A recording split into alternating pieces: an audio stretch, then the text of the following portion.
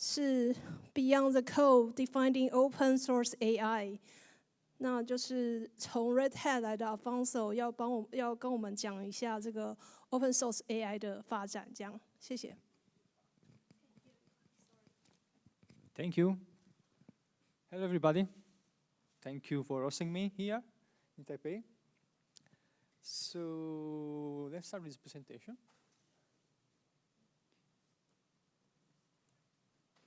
I am Alfonso Cancellara. I'm from Italy. I'm a member of Red Hat. Actually, I'm a senior technical account manager for OpenShift, but today I won't speak about OpenShift. We'll speak about a completely different topic.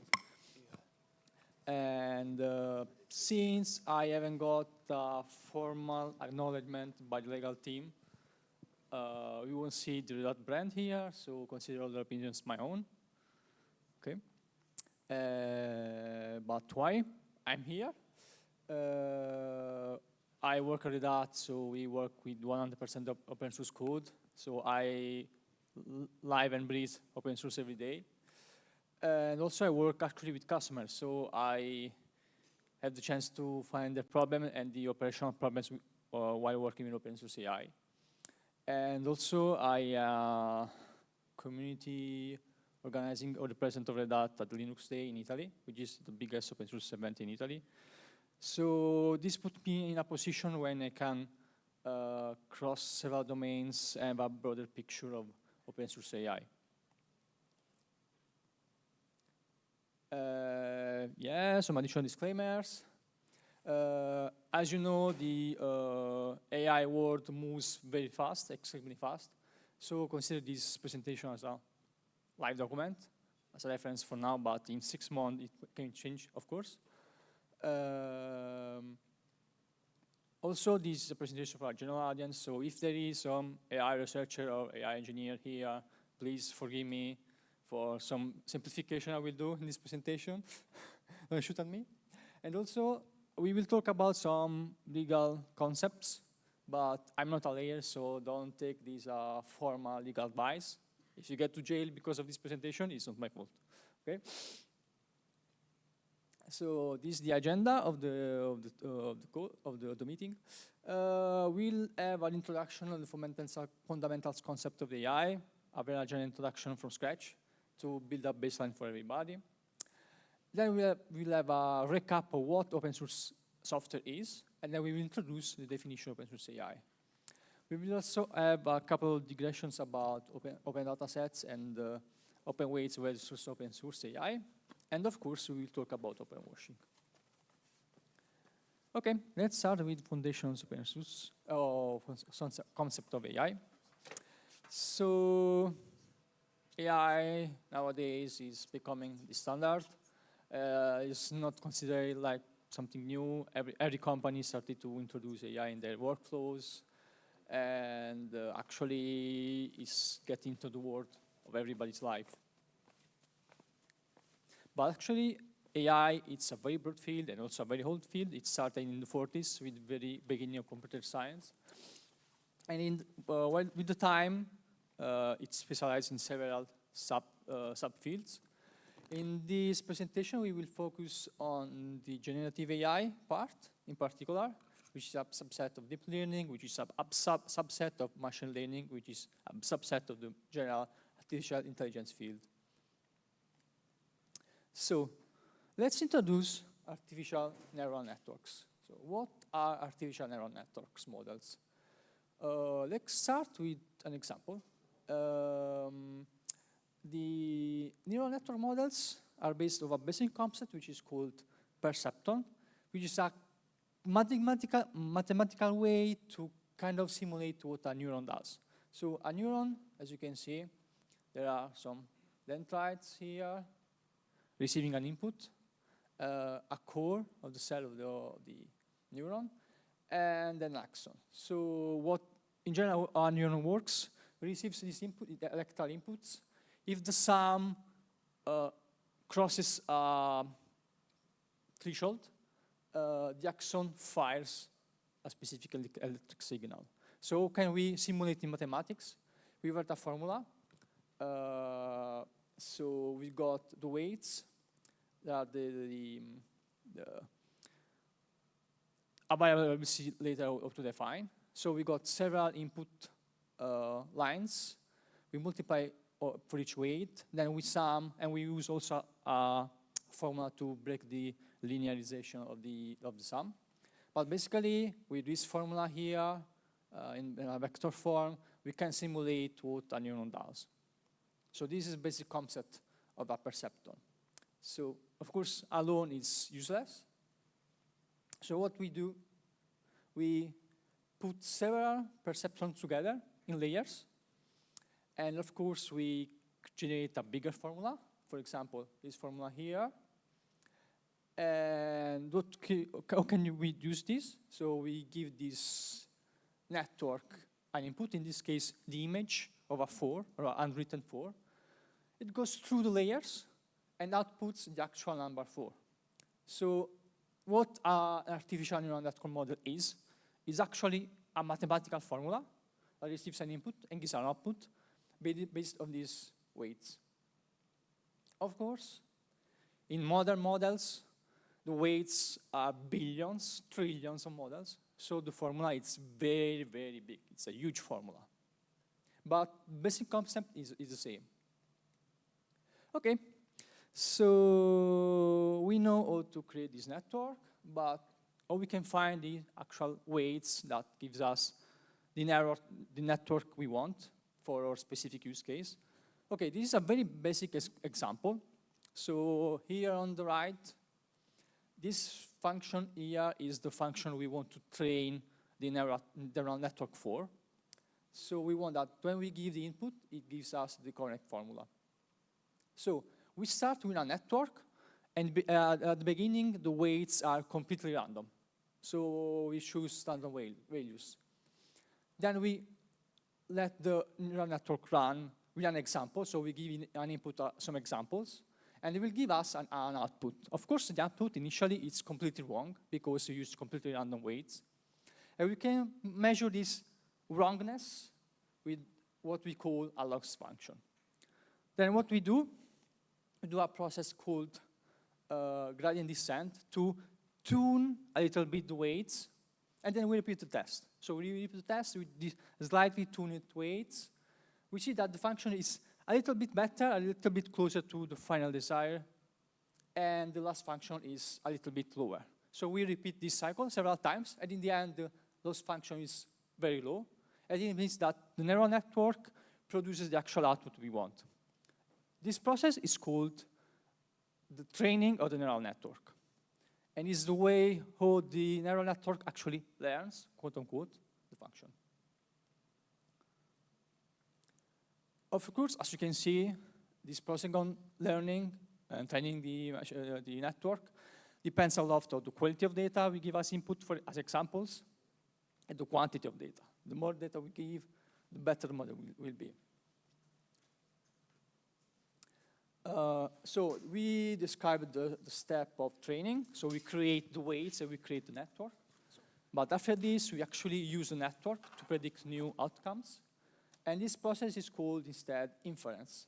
Okay, so when we run the model, we are talking about the inference. So we can try to kind of build an analogy between traditional software and AI.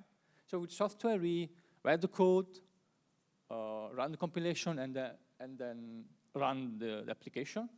With the AI model, we gather prepared data, then we do the training, and then we run the inference. So this is the analogy. But the analogy starts to break when we think about the weights. Because as you can see, the weights are at the same time the content because they kind of contain the knowledge of the examples we gave. But at the same time, the weights are the code because are the stuff that we actually use to run the model. So there is this double nature of the weights, and this brings to a problem. Should we use a software science because it's code, or should we use a data science because it's data? So this is the very first problem we find when we try to define open source AI. But before doing that, let's have a recap, and let's have a recap about what open source software is. Okay, open source software. There are several definitions of open source software. I know it's not exactly precise because some call it free software or software libre or freedom as in, free as in freedom software, etc.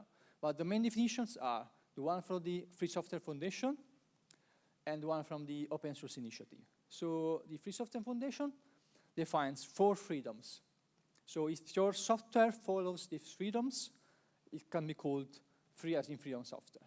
So the freedoms are freedom 0, run the program you wish, no limitations at all. To give an extreme example, if I want to build an atomic bomb with this software, and my license forbid this, actually it's not free software. So these limitations should be at another level, not at the software license level. So software, by definition, by baseline, should allow every kind of usage. Then there's the freedom 1. So the freedom to study the code, to see inside the code, and of course to access the code. The freedom 2, the freedom to redistribute the codes to my peers with all limitations.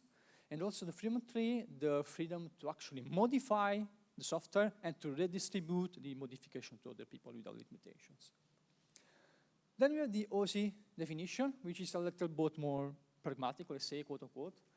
It defines 10 criteria for open source software, which more or less cover the same freedom, but also consider, for example, that license must be technology neutral, not restrictive, there shouldn't be no discrimination, etc. These are the main definitions.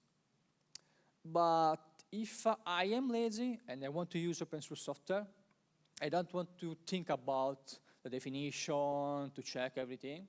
There's a lazy way to be sure that I'm using 100% of open source software. One way is to check the approved license. So I find my software, for example, on GitHub. I check the license.markdown file, and I go to the FSF or OSI webpage, and I see if that license is listed as the approved licenses. So if that license is listed there, I'm sure that that piece of software is open source software. Another lazier way is to use a distribution, for example, Debian or Fedora, because they have some guidelines that forbid to include in the base installation proprietary software. So if I use these distributions and I use the official repo, I am 100% sure that every software we download will be 100% open source.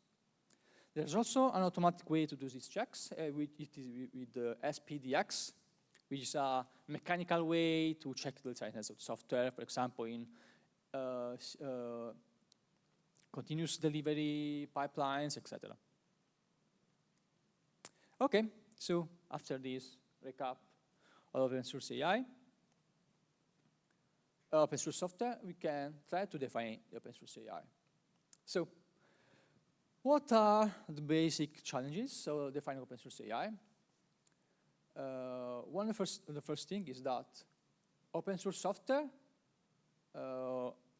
licensing focuses on the code because it's the most important thing. Anything that allows me to run the program, to modify the program, share the program, etc. While when we talk about AI, as you've seen before, there are more objects that we should consider, not only the code, but also the model weights, the architecture of the model, the data sets I used for the training, etc. So I've got more objects to manage, actually. For example, if I want to modify my piece of software, I open a text editor and just edit the code. And if I want to reproduce it, I just compile the same source code and can compare my compilation output with the source compilation. With AI, things are getting more difficult, as you can see, because if I want to modify a model, I need to retrain or fine-tune the model. So a simple laptop probably is not enough. I need a server or a cluster of servers to do the training. So it's much more expensive and much more complex. And also, if I want to reproduce, I have problem because there are some kind of embedded randomness with the training. For example, hardware might produce different output because, for example, floating point errors are accumulated during the training. Then there is inherent randomness when you train the models, as you can see. So getting a very exact copy of a model from scratch and to compare two models, it's quite difficult. Okay, during the time, given these problems, there will be some efforts to give a definition of open source AI. I found out that we can group these definitions in 3 groups. One is the criteria scoring approach, then there's the spectrum approach and the binary approach. The first one tries to score a model measuring its impact from society and actually also looking at it from an organizational point of view. While the spectrum approach tries to classify the model, focusing more on the artifacts, so the actual output of the model, so the weights, the training code, the inference code, etc. The binary approach is the more extreme, quote unquote, and basically it's defined in a way that an open source AI model is either open or not. Okay, let's see one example for each group. Okay, for example, for the criteria scoring approach is the Stanford's Foundation Model Transparency Index. What does this index do? It defines 100 fine grained indicators to try to measure the comparative transparency of the end model life cycle. For example, which kind of data are being used, how it was trained, also the policies of the model, if there are geography limitations, etc.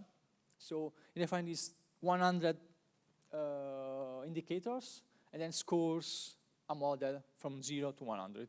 So we get a classification of the models. Then there is the spectrum approach.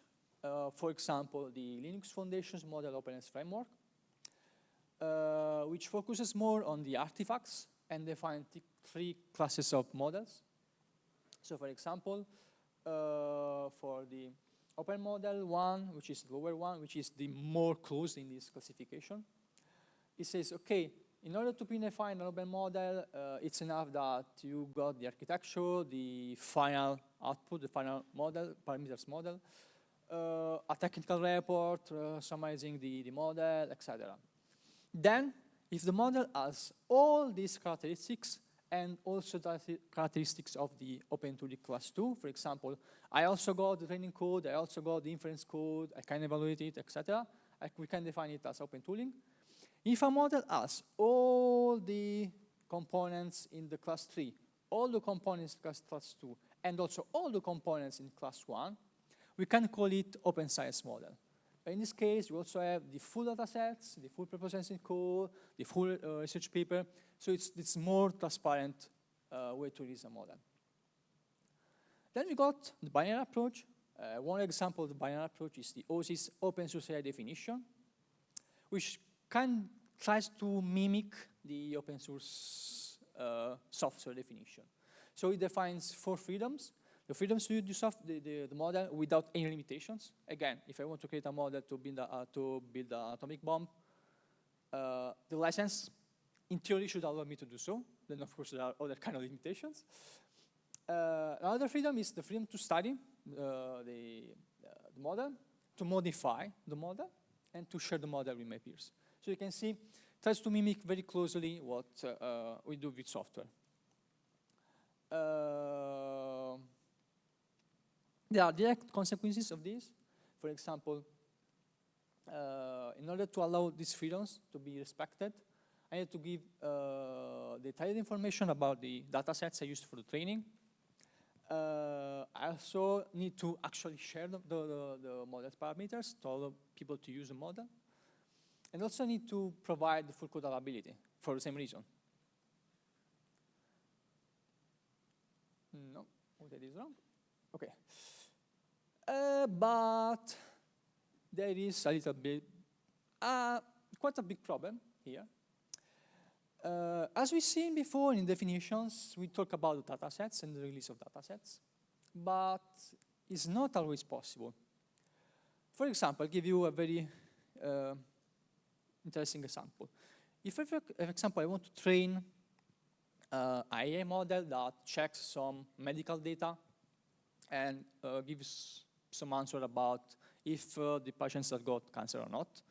Of course, I need real patients' data, so a real medical data sets. I need to train my model on this. But 100% of the countries don't allow to freely share this very sensitive data with people. So we have on one side that we need to release these data sets in order to make the model open, but at the same time, there are very reasonable reasons why we cannot release the data sets. So the open source AI definition, OSIAD, come to a compromise, let's say. Okay, you are not required to release the full data sets in order to declare your model open source AI, but at least you should publish a very detailed information description about your data sets. For example, how did you get this piece of data? How did you modify that? Which are the sources? Which are the initial licenses, etc. Of course, it's brought to some criticism because they say, okay, this information might not be enough for a full retraining, for a full modification of the model. But as you can see, there are some conflicting problems. And the definition comes to this compromise. Again, I can say if I'm using open source AI model or not. There are shortcuts. So I can check the FMTI report and see if my model is listed there. I can do the same thing with the MOF model openness tool. Or I can go to the OC system review. You actually, at the moment, just a Google Doc, but they're improving it. And also, there is a mechanical way to do this check with an extension of the SPDX, which allows me to do the same thing with AI models as I used to be with software. There are also other reports, other listing, other indexes, for example, one from the EU and other organizations. So we don't have a single source of truth so far, because as I said, the field is moving very fast. But with good confidence, we can trust these sources here. Okay, a little digression. We talk about data sets, but we can classify the openness of the data sets as well.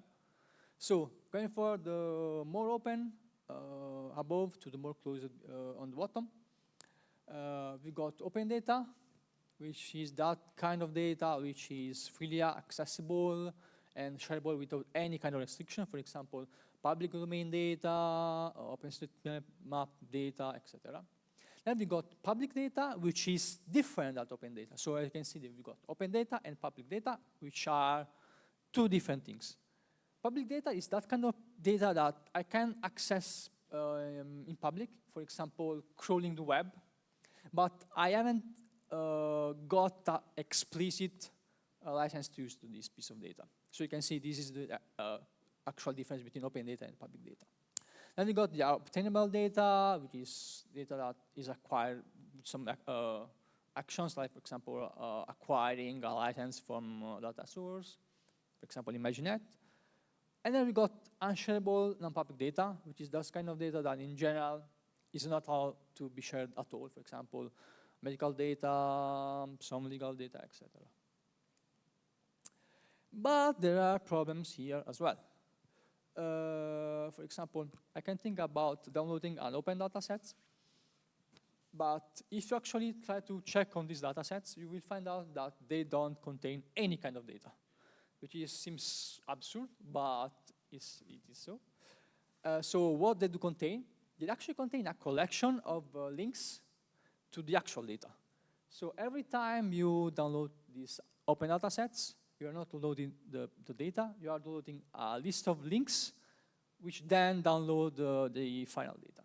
And this, of course, it's a problem because, for example, if I download these data sets today, and then I download tomorrow, some links might be broken. So the open data sets, even if by definition it's the same, it might contain different data, which means that the training of the model will give different outputs. And then there are also larger problems. For example, public data sets usually lack embedding licensing. For example, for code, you go to GitHub, you go to the license.markdown, and you understand the license. But with data sets, images, videos, audios, etc., in general, there is no this standard way to release the license. And then there's the problem of derivative works. For example, some derivative works can be considered okay. For example, parodies, but others not, that may be considered plagiarism. And then there's also a lack of harmonization in copyright law. For example, public domain data sets might be released freely after, I don't know, 10 years in Italy, but in Taiwan after 15 years, and in the US after 30 years, for example. So every country has different laws. So how we can protect for these problems? One of the possible solutions is use what we call indemnity. So basically, the creators, the organization, the community creating the model provides a contractual promise that tells the developer that if you get sued by using your models, we will cover you. So we guarantee you that the data sets we use is composed of data we actually received permission to use. And we also, in case there are some edge legal problems, we will cover you, so don't worry. This is one of the possible solutions. Open weights. So a very quick question. So you can see there are several models here. One cool thing that they are all open. For example, GPT-OSS, by name, it's open, but actually the reality is very different. If we see at a table and we compare the definitions here, as you can see, it's not very encouraging at the moment. So as you can see, also there's a problem. You can see in the first column, several models are released with open source software licenses, for example, Apache or MIT, but they completely fail the definitions of open source AI. So this comes to the very core concept of this presentation, and I want you to remember at least this concept here, if you want, that releasing a model under an open source license does not guarantee it qualifies as open source AI. So for example, GPT-OSS is released with Apache 2.0, and one might consider open source because Apache software with Apache 2 is open source software, but is not, because it fails the other definitions. Because as we said, there are more artifacts, more components, more complex stuff. In this case, it's better to talk about open weights than open source AI. So let's do a comparison between open weights and open source AI. So usually with open weights, you just call the weight, but you can do any training, you can check inside, you cannot modify, you cannot share freely, etc. So we can compare, we can do a comparison between software and the AI models. So open weights compare better to freeware software, not open source software. So every time you read in the news about open weights, think about freeware and not about open source. Open washing. So for example, I saw this in the Hong Kong airport, and it was also reported by the CTO of Hugging Face. Qwen is open source AI model, perfect, but the reality is completely different. As you can see, the science is a custom one, and it fails the definitions. So be very careful about advertisement, blog posts, talking about open source AI. This phenomenon can be called open washing. So it's a way to market a system open source, but actually it doesn't. It is known for marketing, attracting communities, attracting investment, but of course it's a trust. Another example, for example, for the EU Act, the Act gives some exemption for open source model, so there is an incentive for companies to publish their models open source, even if it's not, because they will be allowed to get these shortcuts here. So, as a final slide, call to action, be vigilant, don't follow the marketing, look inside the model, look inside the release sheets, check the license models, compare with the definitions. And remember that open source AI is not only good for the community, from an ethical point of view, but also good for innovation, because an open source AI model means that more people can look at it, more people can modify it, and more people might have new ideas on open source AI. Thank you. Thank you. We still have time for one quick question. Does anyone have any question? 有人有问题吗？没有。If you have any other you want to discuss with Alfonso, welcome to find him here. Then we will proceed to next. Before next, we'll have 5 minutes break. 那下一场在35分开始。Thank you.